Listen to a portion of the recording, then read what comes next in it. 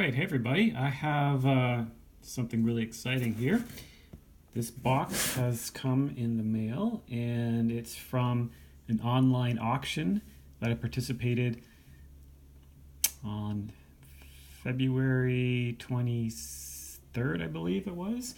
Anyway, I put a bid in for 3 items. I won all 3, and 2 of which are guns. 1 is ammo.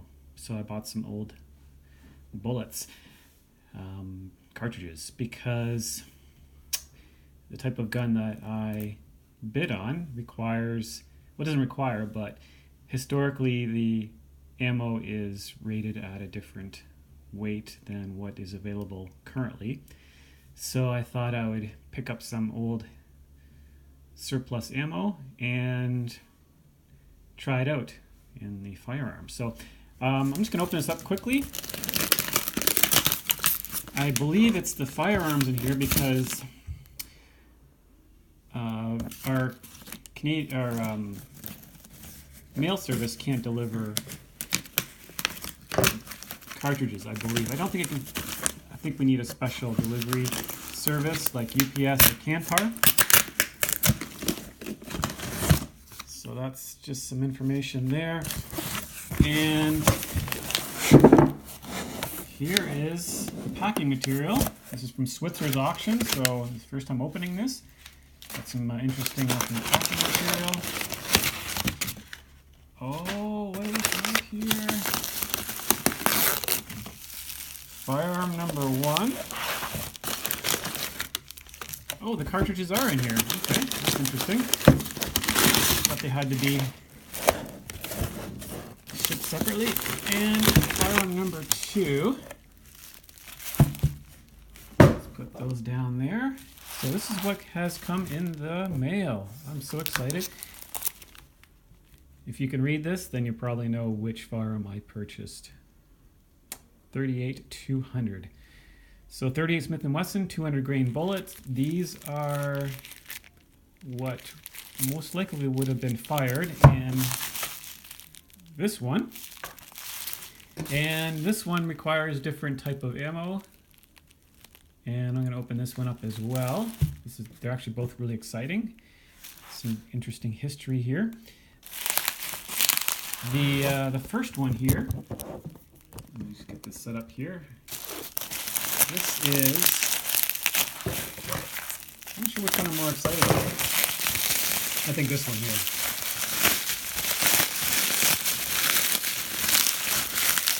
Well, did a pretty good job bundling everything up, and the amount of time it took to get this stuff in the auction was, oh, look at this.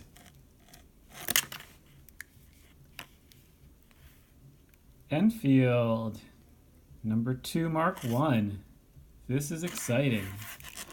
It's got a little lock on it, and from the pictures online, I noticed that it appeared it had some surface rust on it.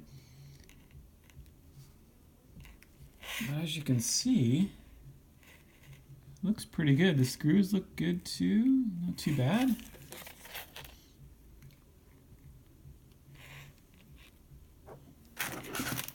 This little section here, I noticed from the picture, it appeared it had some rust. I'm going to be taking this whole thing apart and inspecting it and cleaning it. I was really worried about this screw here because a lot of them I saw, this screw here has been damaged because it's so wide. People try to use screwdrivers, ill-fitting screwdrivers on this. One thing that's kind of interesting is the actual sight here. I knew this sight had been altered. The ones I noticed had either half sight or full sight, depending on the ammo that was equipped with this one. But this one here appears that they filed it down. I'm not quite sure why they would do this. I'm going to have to take a look and see why. Maybe you might know if you have some details. But yeah, I'm super excited. Oh yes, one other thing too about this one, if you can see that, Royal Canadian Air Force, right here. This is the reason why I bought this one, is because this is Royal Canadian Air Force. I'm in Canada, and so it has some cultural significance. And also the spur. I wanted one that has that had the spur, so single and double action revolver. So super excited. I'm really excited about this one. So I'm gonna put this aside. Next one.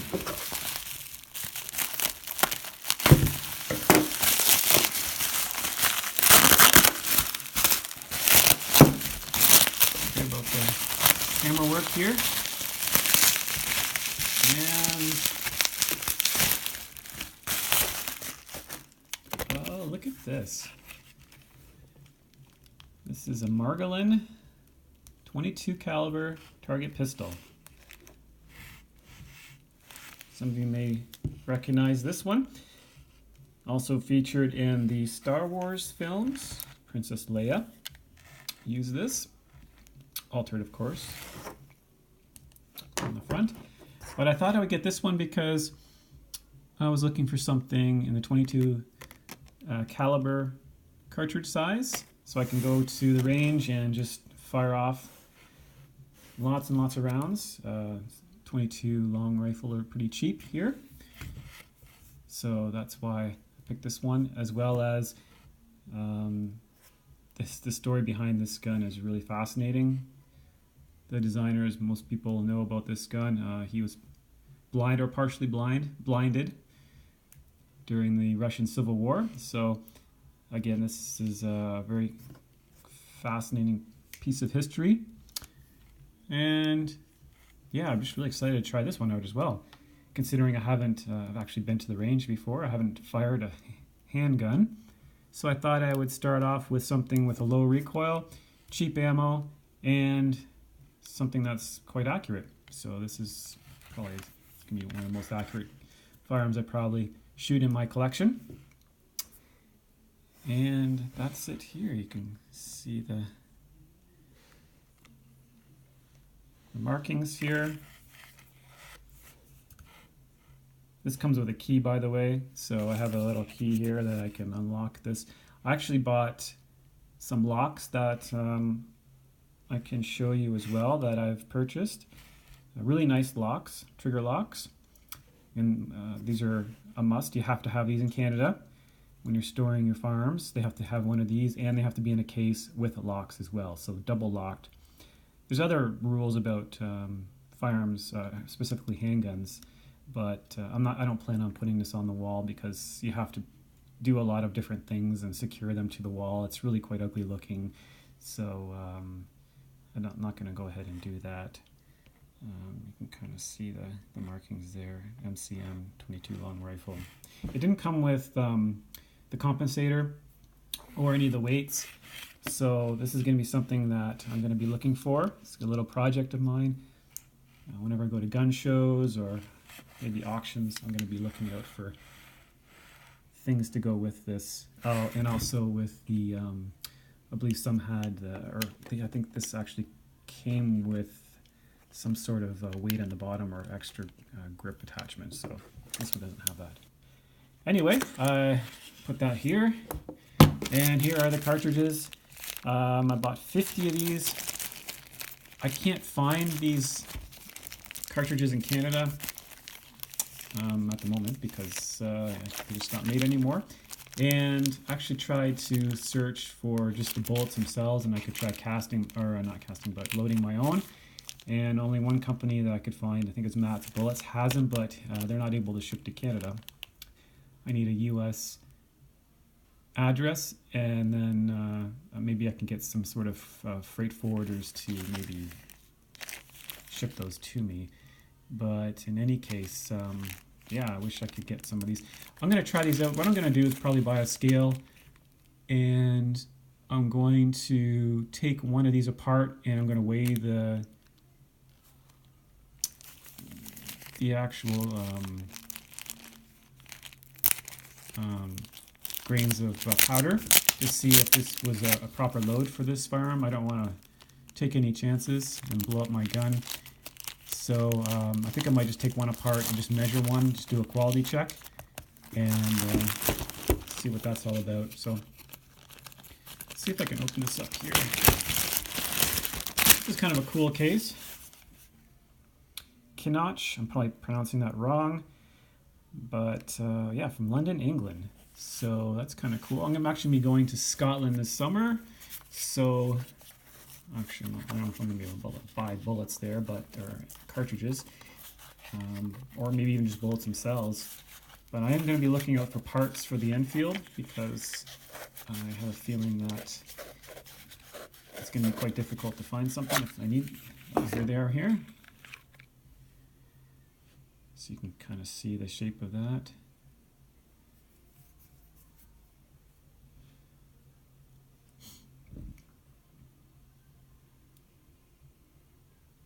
I don't think you can quite see that. There we go. 380. Interesting. So that's the bullets there, or the cartridges, I should say. I keep saying bullets. It's a force of habit. Actually, some of these are a little different looking, aren't they?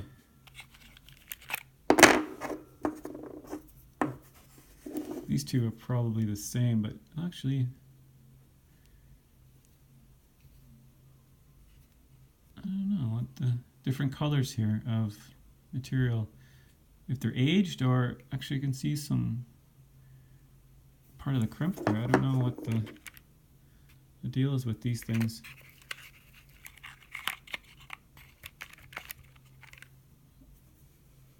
They're definitely feeling,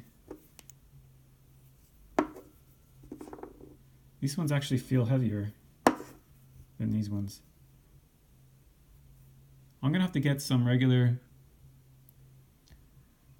Smith & Wesson bullets, or cartridges, sorry, and compare the weights of them, the new ones, to these. These kind of look old, so I'm gonna have to do some more research on this, but this definitely feels heavier than this one.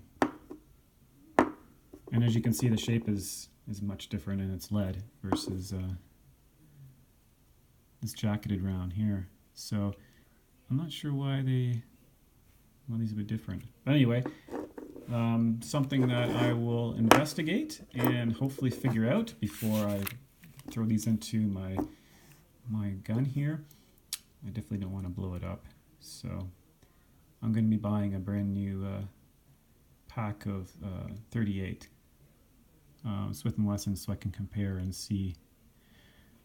I will not be loading these at home. That's just the practice that most people should practice anyway, especially in Canada. We typically would not, well, you shouldn't load your firearm with live ammo unless you intend to shoot it. So I'll be bringing this to the range when I do decide, and I will try putting into the cylinder and seeing how they work there, and check the action and things at the range instead of trying it at home. I might even buy some dummy rounds, snap caps, I think, of 38 caliber, and try them out. I think that's probably what I'll do.